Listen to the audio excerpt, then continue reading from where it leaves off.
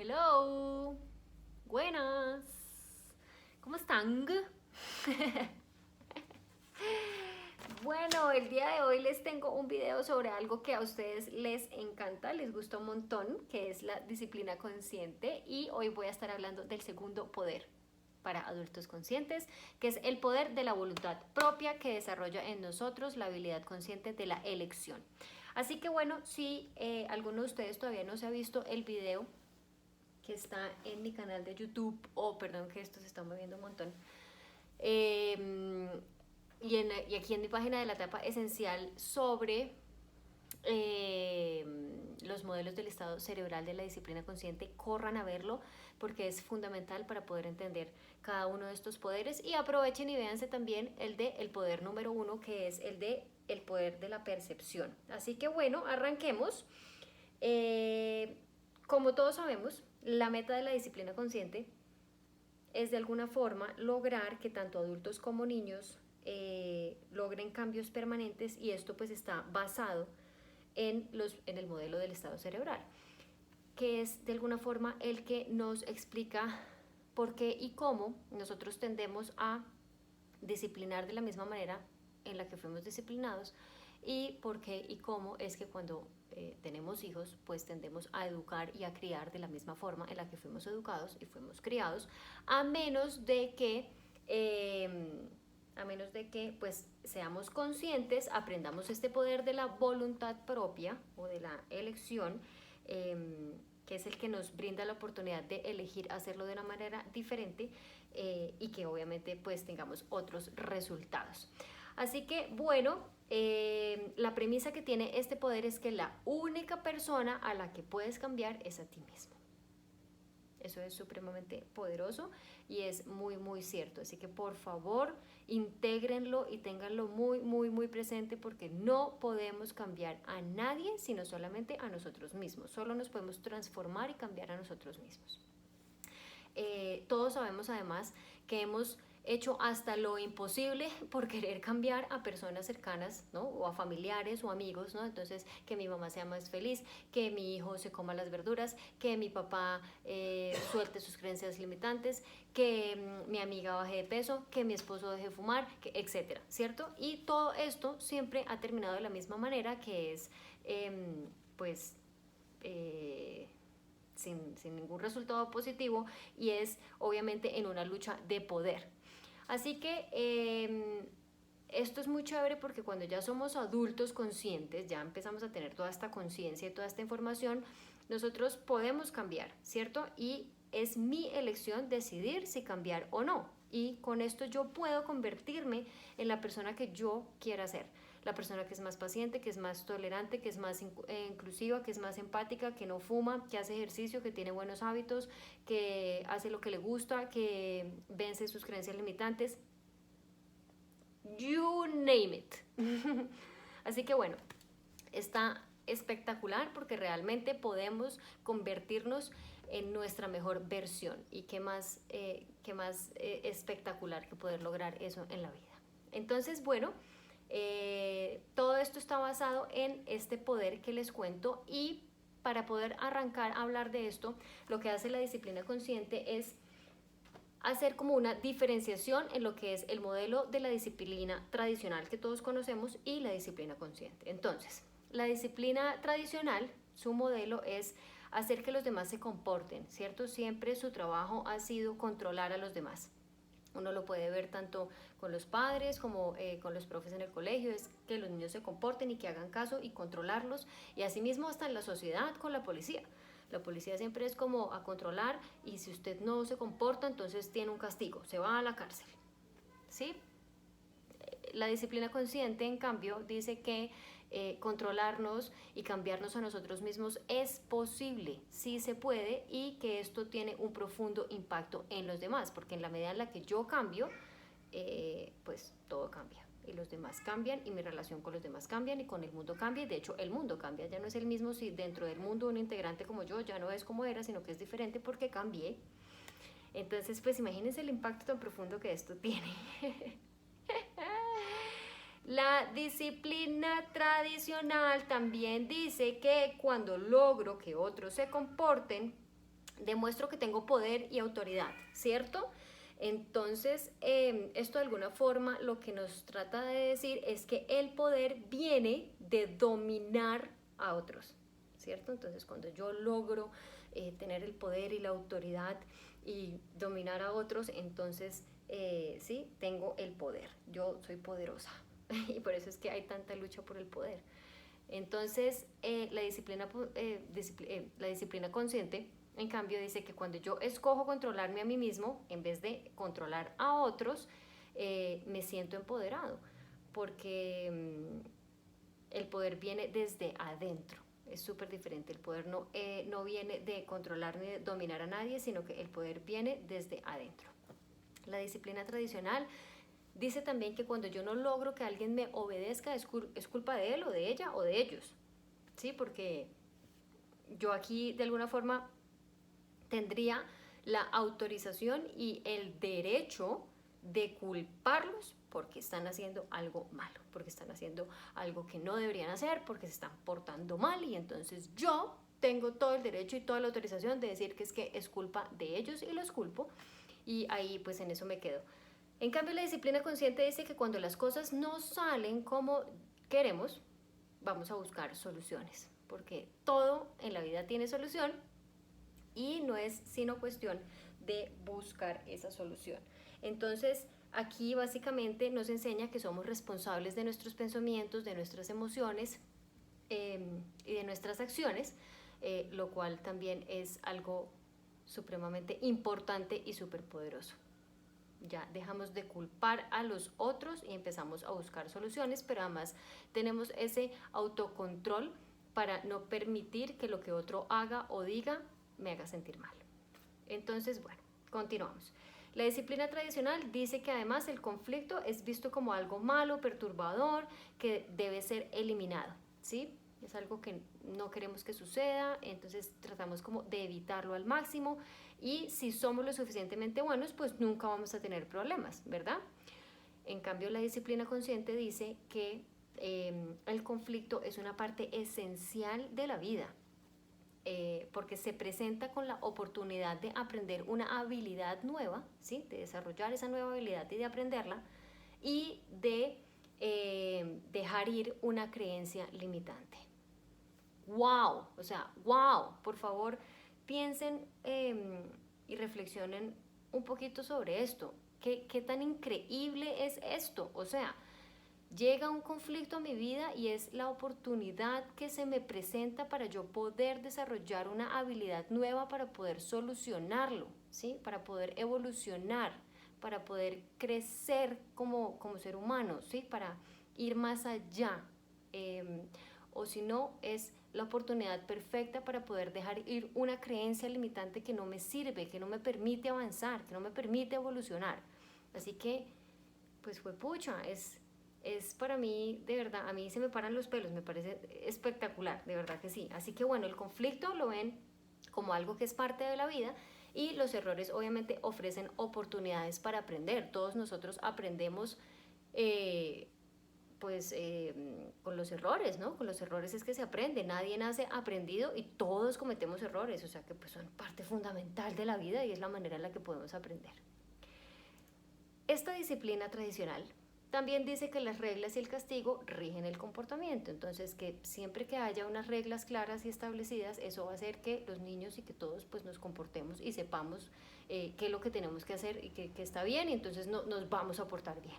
En cambio, la disciplina consciente dice que todo lo anterior es un mito completamente, ¿sí? Que realmente lo que hace que nosotros nos comportemos es el hecho de estar conectados.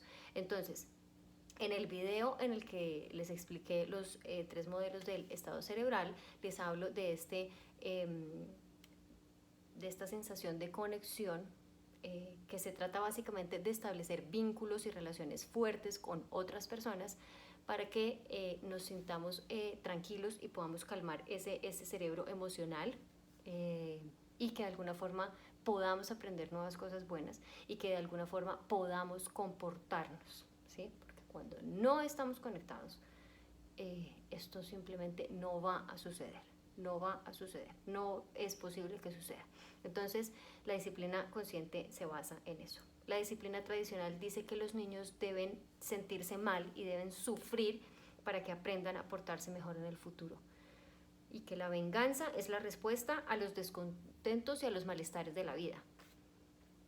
Bueno, pues ya, creo que varios somos conscientes de que esto no es así, no debería ser así, que esto pues no tiene sentido, ¿cierto? O sea, uno no viene a la vida a sufrir, ni a ser infeliz, ¿me entiendes? Ni tener que aprender a las malas, ni con sangre la letra entra, nada de esas cosas. Entonces, la disciplina consciente lo que dice es que para que los niños sepan cómo portarse bien, nosotros debemos modelárselo. O sea, nosotros somos los que tenemos que enseñárselo, les tenemos que mostrar cómo, ¿sí? Porque ellos no nacen aprendidos y tampoco se supone que tengamos que esperar que lo aprendan mágicamente. Somos nosotros los adultos los que tenemos que mostrarles y enseñarles cómo es que esto funciona. Y finalmente, la disciplina tradicional dice que el miedo es el mejor motivador para el aprendizaje y que el miedo es más poderoso que el amor. La disciplina consciente dice que el amor es el mejor motivador para el crecimiento y para aprender cosas nuevas, y que el amor obviamente es muchísimo más poderoso que el miedo y que la cooperación es mucho más efectiva que la coerción. Yo estoy completamente de acuerdo con eso y lo he vivido, así que por eso también me gusta tanto esta disciplina. Entonces, ¿qué es realmente lo que tenemos que hacer para poder poner en práctica este poder de libre albedrío o de la capacidad como de elección?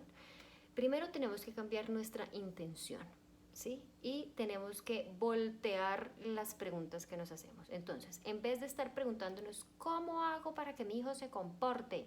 ¿Cómo hago para que mis estudiantes se porten bien? ¿Sí? Que eso de alguna forma tiene un contexto, un trasfondo de querer controlar, ¿no? De querer usar la fuerza, de querer obligarlos a, ¿sí? Cambiar la pregunta por ¿cómo puedo ayudar a que mi hijo sea exitoso? ¿Cómo puedo ayudar a que mis estudiantes aprendan cosas nuevas y sean exitosos? ¿Cómo los puedo ayudar? Cuando yo le planteo la primera pregunta a mi cerebro lo que va a hacer es empezar a buscar en este registro de cosas aprendidas todo lo que tiene que ver con manipulación, con forzar, con controlar, con usar el miedo, con castigar, y me va a proporcionar una lista larguísima de cosas que yo puedo pues intentar hacer, ¿cierto?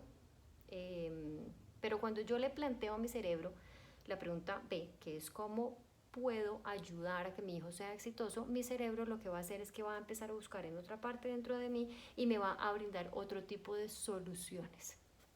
Entonces, en la medida en la que nosotros cambiamos nuestra intención, todo cambia. Entonces, esto, por ejemplo, es como cuando uno está, ya sea en la casa con sus hijos o siendo profe en el colegio, y uno se va aproximando a un niño con el ánimo como de reprenderlo o con el ánimo de confrontarlo.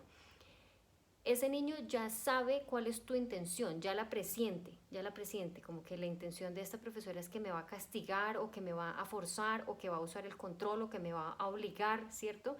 Entonces, él se ve forzado a subir la guardia y estar ahí atento como al contraataque, por decir así, como a defenderse, y claramente eso desde qué parte del cerebro lo está haciendo, pues desde su cerebro más primitivo, desde su cerebro de supervivencia, que es el que compartimos con los animales, literalmente. Cuando un animal siente que alguien viene a atacarlo, pues el animal va a contraatacar o se va a paralizar o va a salir corriendo.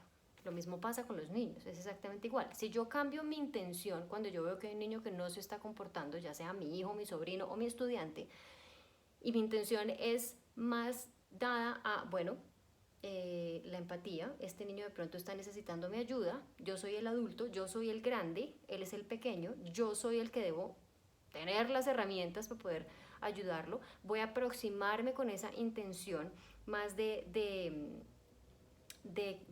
cooperar, ¿cierto? Pues el niño claramente va a bajar la guardia porque ya presiente eso. Y se va a sentir muchísimo más cómodo y mejor y va a pensar como, wow, esta profe realmente se preocupa por mí y quiere ayudarme. o que no, mi mamá es lo máximo porque de verdad que entiende que yo de pronto lo que necesito es esto y me está proporcionando la oportunidad de ver cómo lo solucionamos y cómo me puede apoyar al respecto. Entonces, básicamente esto funciona igual en nuestros centros del cerebro. Cuando nosotros tenemos un estímulo, que es lo que ella llama espichar nuestros botones, ¿no? Que es cuando ese niño no se está comportando, se empiezan como a espichar nuestros botones, que son los que hacen que nosotros reaccionemos de cierta manera. Entonces, nosotros vamos a reaccionar de la misma forma en la que pues aprendimos o fuimos pues enseñados. Entonces, eso solamente puede cambiar cuando le damos paso a usar los centros altos del cerebro, que es con los cuales vamos a poder obtener un momento brillante. O sea, van a surgir soluciones y vamos a aprender a responder de una manera diferente y a hacerlo de manera diferente. Así que aquí es supremamente importante que nos preguntemos qué es lo que tenemos dentro de nuestra memoria RAM, por decirlo así. Como nuestro cerebro es casi que un computador y va registrando todo y todo se va quedando ahí, es muy importante que nos preguntemos qué tenemos ahí adentro. Entonces, ¿qué pasa cuando oprimen nuestros botones? Cuando hay un niño que no se comporta, ¿sí? Nos estresamos, nos desesperamos, tenemos ganas de salir y pegarle un grito. ¿Qué pasa cuando nos estresamos? ¿Qué pasa cuando otras personas oprimen nuestros botones? ¿Qué hay allá adentro? Entonces hay ganas de culpar a los otros, hay ganas de gritar, de ser grosero, nos quejamos, les pegamos a los otros, somos chismosos, decimos cosas que no son, mentirosos, o hay conexión, hay diálogo.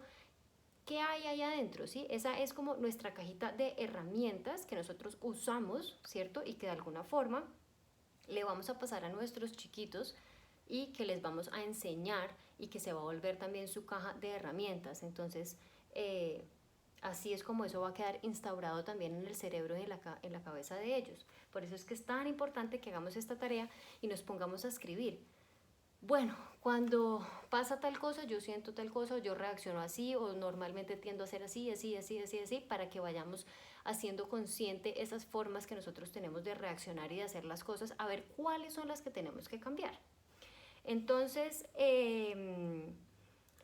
para que podamos hablar de este poder de la voluntad propia, es importante que nosotros aprendamos a cablear nuestro cerebro. Eso es lo que la doctora Becky Bailey explica, y es primero comenzar con el cerebro de supervivencia, que necesita hacernos, mejor dicho, necesita sentir que está a salvo, ¿sí? Nos sentimos a salvo, tenemos la sensación de seguridad y entonces está tranquilo y está calmado y puede pasar a conectar con el siguiente cerebro, que es el emocional, en el que tenemos que establecer esa conexión, ¿sí? De crear vínculos fuertes y relaciones con otras personas, para que podamos entonces ahora sí subir y acceder a la zona.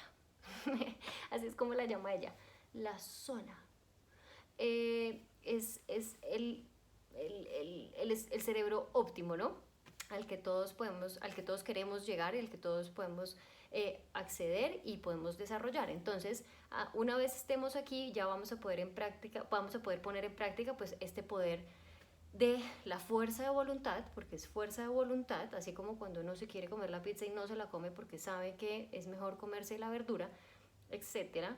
Entonces aquí la fuerza de voluntad es como, bueno, yo elijo porque tengo el poder de la elección, la habilidad de hacerlo diferente, así a mí me hayan criado y educado de otra manera, yo elijo hacerlo distinto con mis estudiantes y con mis hijos y con mis sobrinos y con mis nietos, porque yo sé que es la mejor opción, ¿sí? Entonces podemos acceder a la fuerza de voluntad, podemos parar, mirar y hacer una decisión muchísimo mejor y muchísimo más sabia.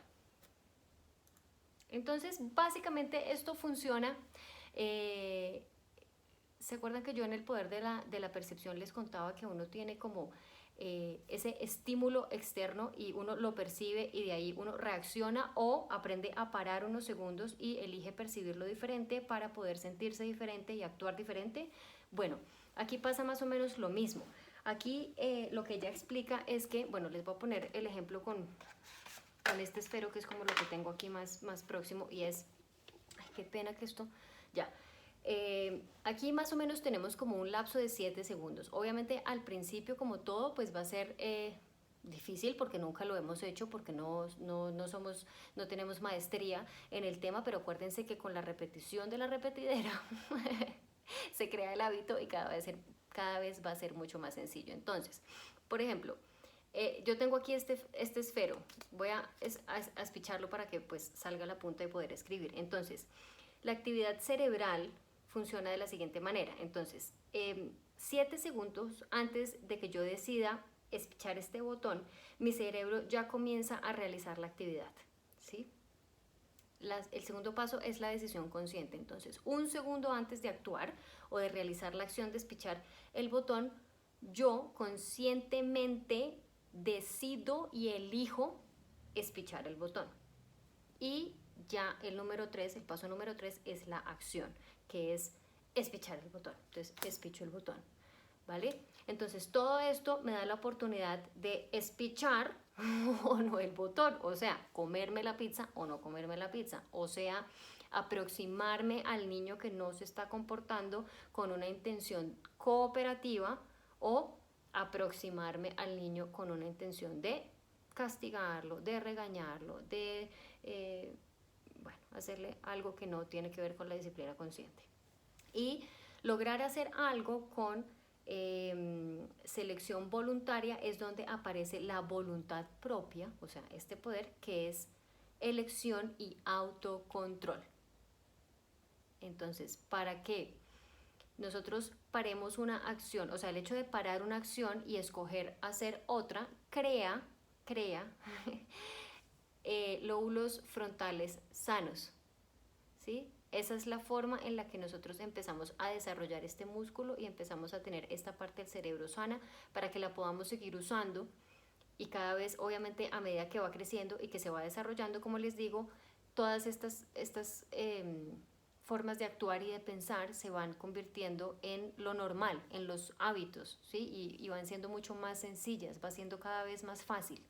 Entonces al comienzo pueda que se nos dificulte, pero poco a poco con el tiempo va a ser mucho más fácil porque esto ya va a estar muy desarrollado y pues vamos a tener la habilidad desarrollada, ya la vamos a tener integrada.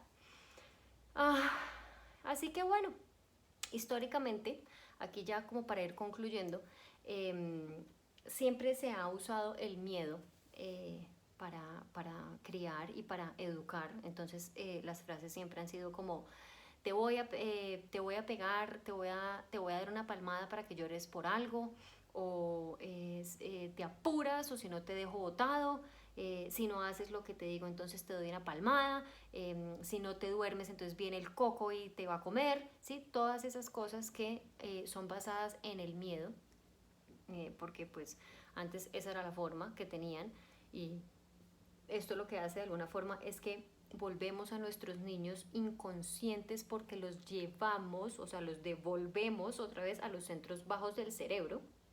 Y obviamente estos centros del cerebro son los que van a guiar su comportamiento, ¿cierto? Y su respuesta va a ser automática. No va a ser una respuesta, sino va a ser una reacción, como les digo, porque nosotros desde aquí y desde acá reaccionamos, no respondemos, sino que reaccionamos automáticamente. Entonces ese niño va a aprender a vivir su vida reaccionando todo el tiempo desde acá. Así que bueno, va a haber algunos niños que además pues van a pelear de vuelta cuando tú le digas si no te comes tal cosa te doy una palmada. Entonces el niño, pues si tú me das una palmada yo te doy una patada a ti, ¿no? Y son agresivos física y verbalmente. Va a haber otros que entonces van a salir corriendo a esconderse debajo de la cama porque tú les dices que si no se duermen ya les vas a dar una palmada. Entonces no, yo no quiero que me peguen, yo me meto debajo de la cama. Y bueno, va a haber otros que por su personalidad se van a someter y obviamente pues van a sufrir abusos y bueno, la van a pasar muy mal, y solamente un 30% más o menos van a poder ser de alguna forma, van a tener como la posibilidad de ser exitosos. La segunda forma que históricamente se ha usado es la conductual, que es terrible también porque es esta de estímulo-respuesta. Entonces es como te doy un dulce si te portas bien, te voy a quitar el descanso si te portas mal, ¿sí? Te dejo ir donde tus amigas si haces la tarea ya, no sé. Y esto claramente también los, los vuelve inconscientes, no los dejamos escoger ni reflexionar, no les damos la oportunidad de desarrollar esta parte de su cerebro que les permite elegir qué es lo mejor para ellos. Y es casi como cuando uno está educando a los animales, ¿no? Yo no he tenido animales, pero yo sé que al perro le dicen siéntese y le dan comida y párese y dé la vuelta y comida. Sí, es lo mismo, es como te doy dulcecito y te portas bien. Ay, se portó bien, dulcecito. Y además es dulce, ¿no? Que es azúcar refinada, súper. O sea, entonces es como, no, catastrófico. Es como sanduichito de Nutella, toma. Como, no, por favor, no.